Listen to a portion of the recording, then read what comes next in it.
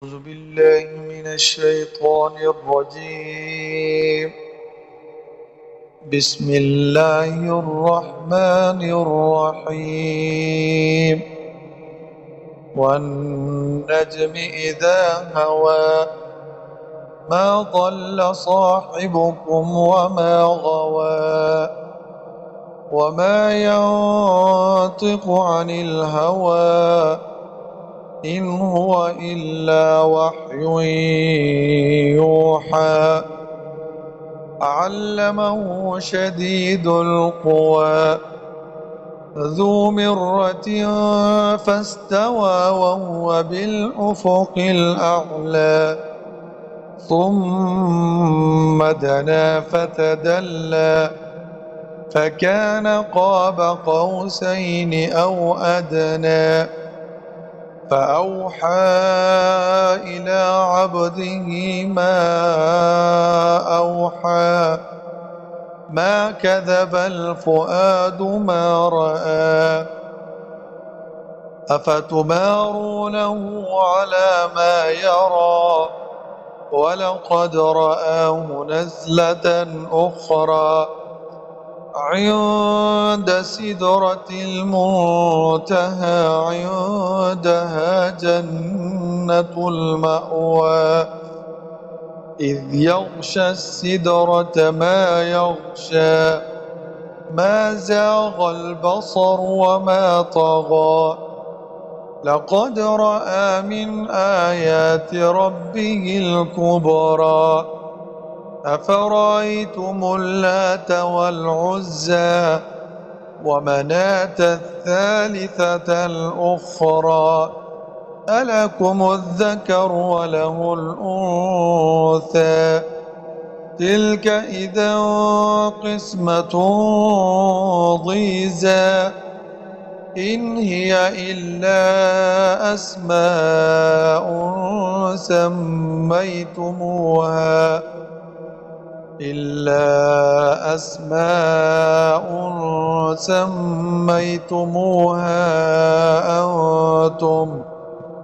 أنتم وآباؤكم ما أنزل الله بها من سلطان إن يتبعون إلا الظن وما تهوى الأنفس ولقد جاءهم من ربهم الهدى أم للإنسان ما تمنى فلله الآخرة والأولى وكم من ملك في السماوات لا تغني شفاعتهم شيئا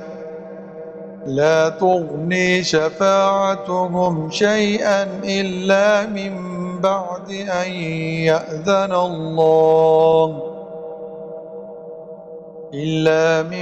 بعد أن يأذن الله لمن يشاء ويرضى إن الذين لا يؤمنون بالآخرة ليسمون الملائكة تسمئة الأنثى وما لهم به من علم إن يتبعون إلا الظن وإن الظن لا يغني من الحق شيئا فأعرض عمن تولى عن ذكرنا ولم يرد إلا الحياة الدنيا ذلك مبلغهم من العلم إن ربك هو أعلم بمن ضل عن سبيله وهو أعلم بمن اهتدى ولله ما في السماوات وما في الأرض ليجزي الذين أساءوا بما عملوا ويجزي الذين أحسنوا بالحسنى. الذين يجتنبون كبائر الإثم والفواحش إلا اللمم إن ربك واسع المغفرة وأعلم بكم إذ أنشأكم من الأرض وإذ أنتم أجنة في بطون أمهاتكم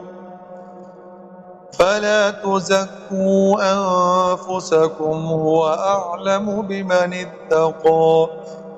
أفرأيت الذي تولى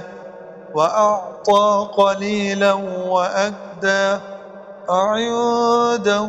علم الغيب فهو يرى أم لم ينبأ بما في صحف موسى وإبراهيم الذي وفى ألا تزر وازرة وزر أخرى وأن ليس للإنسان إلا ما سعى وأن سعيه سوف يرى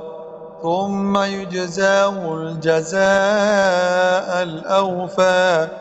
وأن إلى ربك المنتهى وأنه هو أضحك وأبكى وأنه هو أمات وأحيا وأنه خلق الزوجين الذكر والأنثى من نطفة إذا تمنى وأن عليه النشأة الأخرى وأنه هو أغنى وأقنى وأنه هو رب الشعرى وأنه أهلك عادا الأولى وثمود فما أبقى وقوم نوح من قبل إنهم كانوا هم أظلم وأطغى والمؤتفكة أهوى فغشاها ما غشا فبأي آلاء ربك تتمارى هذا نذير من النذر الأولى أزفت الآزفة ليس لها من دون الله كاشفة أفمن هذا الحديث تعجبون وتضحكون ولا تبكون وأنتم سامدون فاسجدوا لله واعبدوه صدق الله العظيم.